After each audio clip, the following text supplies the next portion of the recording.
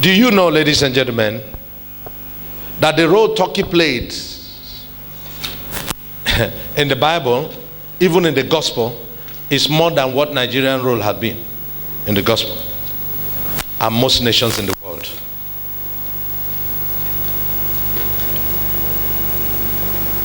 Jesus was born in Israel, true? Yes. Pentecost was in Jerusalem, true? The church was born in Jerusalem, Israel. Is that not so? Yes. But Turkey was where the church first thrived. Immediately Pentecost hit, where the church thrived heavily, apart from as it was thriving in Jerusalem, was Turkey. Why? Most of the audience at Pentecost were Jewish people that traveled from Turkey to come and see what God is doing. They went with that fire, and Turkey exploded. Listen, I'm not bugging you with history. If you don't know history, you don't know where you're coming from, so you don't know where you're going and where you are. That's why history is important. Listen to this. Most Jewish pilgrims in attendance on Pentecost traveled from Turkey. Cities of Mesopotamia is in Turkey, Cappadocia in Turkey, Pontus in Turkey, Asia in Turkey, Phrygia in Turkey, Pamphylia in Turkey. All these cities, they came from there to Pentecost. Do you know that Apostle Paul today was born in Tarsus? And Tarsus is in Turkey. So Apostle Paul is a citizen of Turkey, born and raised in Turkey. Listen to me.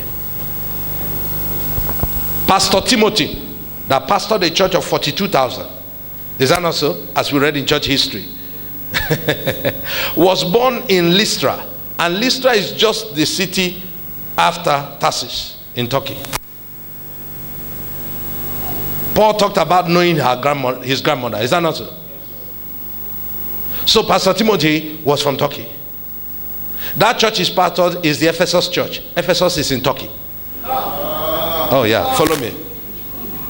Prophet Jonah, that set out from Tarsus to Nineveh. You don't know that's the journey he took. He's left from Turkey, go to Nineveh. Nineveh is in Iraq.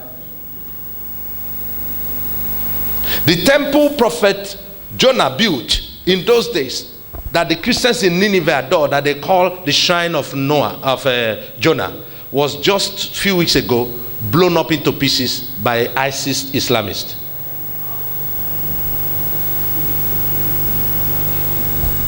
Let me show you this.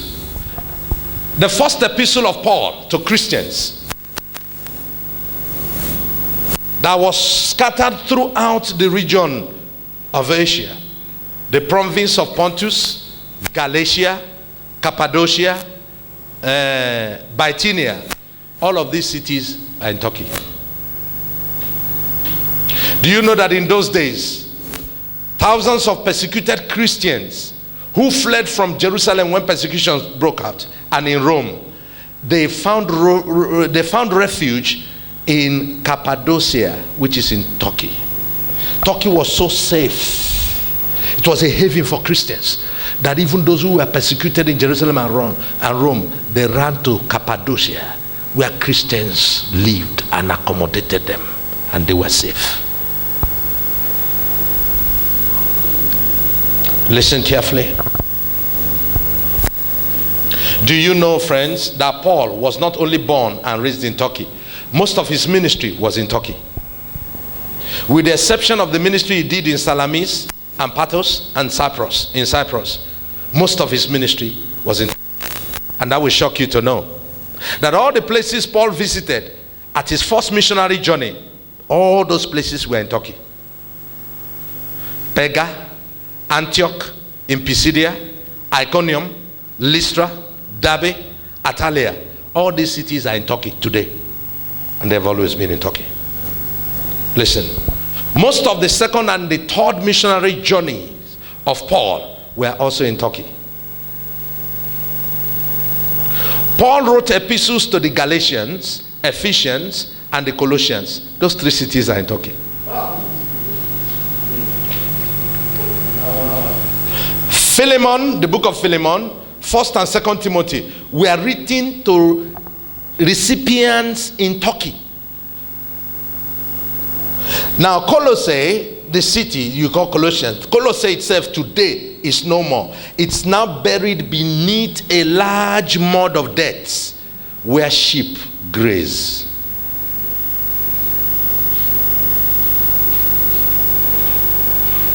In Pegi, which is in Turkey, lies 2 Christian churches today that is dated as far back as 4th and 5th century. Cilicia, Synodos, Kos Island, Hierapolis, Lycia, Lycaonia, Phangia, Mysia, Iconium. Iconium you see in the Bible today is called Konya in Turkey. It hosts one of the most magnificent large Muslim monasteries you can see in Turkey, in the same Iconium. All of these cities I'm mentioning, including Antioch, where we were first called Christians, is in Turkey.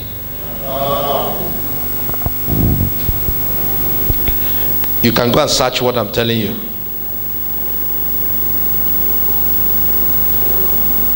Apostle John, the beloved, at a time left Jerusalem, eventually to become the bishop of Ephesus. If you read your church history very well. In obedience to the commandment of Christ, he took along Mary, the mother of Jesus, with him and cared for her until she died in Turkey. So Mary, the mother of Jesus, died in Turkey and was buried in Turkey. Follow me. I don't know where Nigeria have gotten to that we are pompous and we think we cannot lose what we have. Apostle John was later banned and exiled on a land called what? Island of what? Island of Patmos is in Turkey. And that was where he received the revelation, even the book of Revelation that you and I read, telling us about the end, and everything you need to know. I want you to begin to picture the kind of heaven that was opened over this land. That's why I want you to see the depth of Christianity they had, the quality of Christians and Christianity that was on that land. Yet that land lost its Christianity to Islam. You are still underrating Islam. You don't know the spirit. Listen to me, you don't know the spirit. Listen. Do you know, friends, that all the 7 churches that letters were written to by Jesus Christ through Apostle John in the book of Revelation, all those cities and all those churches are in Turkey. They were in Turkey. The church of Ephesus, the church of Smyrna, the church of Thyatira, the church of Sardis, the church of Philadelphia, the church of what? Laodicea, and the church of Pergamos. They are all in Turkey. Today Philadelphia is called Alesia. Thyatira is called Achaia. And then you see that these places, there were great churches there once in a time that Jesus recognized and wrote to and warned about what is to come. Oh my God. How I wish the body will understand. Do you know that apart from the church council meeting that held in Jerusalem in Acts 15, the first 8 important church council meetings of those days were all held in Turkey? That is where who is who in Christianity meet for a meeting. Because the city was so conducive for Christianity then. Well rooted and bombarded with the word of God. Turkey. Do you know, ladies and gentlemen, the greater part of Eastern Europe was evangelized by missionaries from Turkey in those days.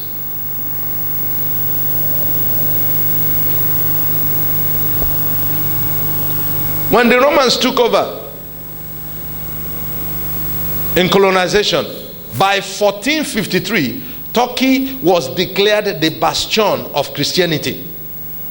And Constantinople, the capital, was named the religious heart of the Holy Roman Empire.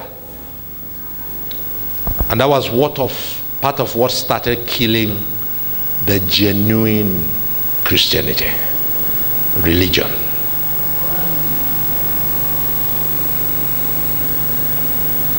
Religion. If I take you further on history, you understand what I'm saying.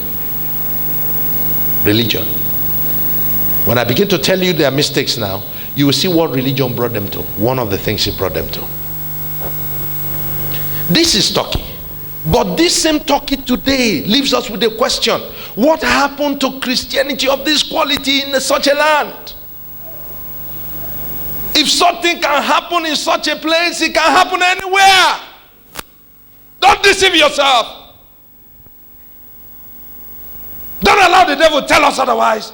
Don't allow people to paint the picture as if it happened in Turkey, it can happen anywhere.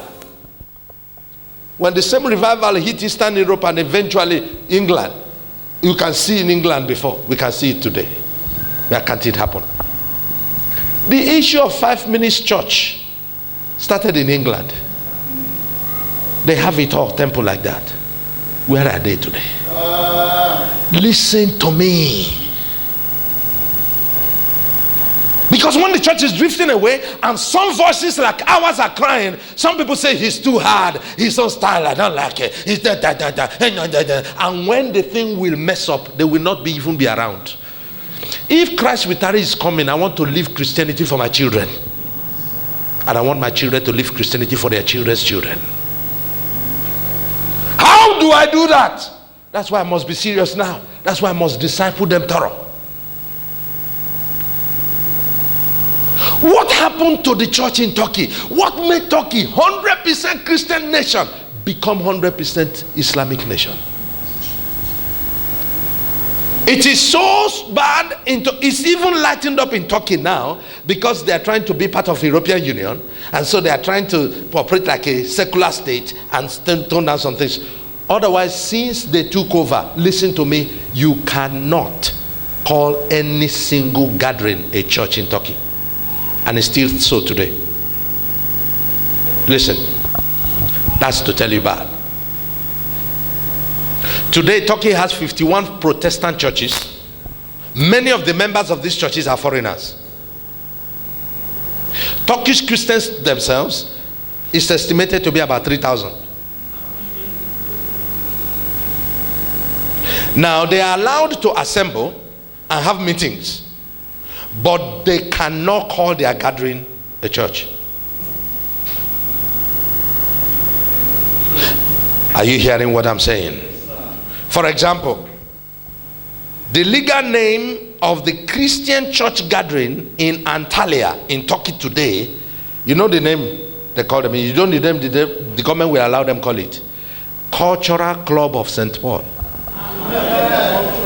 Cultural Club of St. Paul.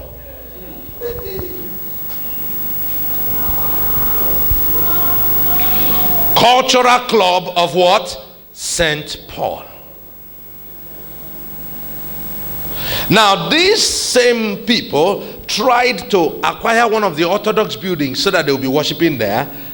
They went through secular law principles and whatever and policies, and they acquired it, but they refused that they should gather there to worship.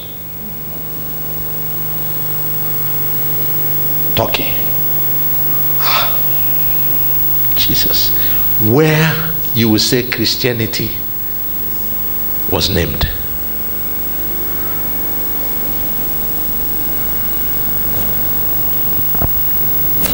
Officially today, there are no missionaries in Turkey. But there are about 1,000 people, foreigners, who are operating like missionaries, but they dare not expose that. But they operate like tent makers in the land in order to be able to operate. Turkey, where Paul marched everywhere with the gospel, where everything and all things. Now ask me, some of the very buildings and things about these old churches in Turkey, some of them are no more. The ones that are there, they have all been turned to museum. They are visiting sites. Turkey makes a lot of money with Christians coming to Turkey to see this history, and that is the best they are today.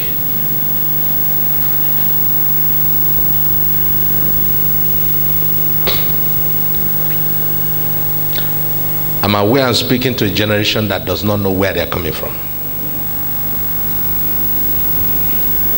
What was the mistakes of the church in Turkey?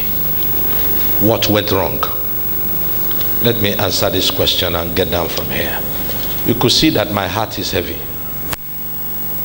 And God has opened my eyes to see so much. The church in Turkey underestimated the Ottoman ruler that was challenging the church at a time. Someone say underestimation. Say it again.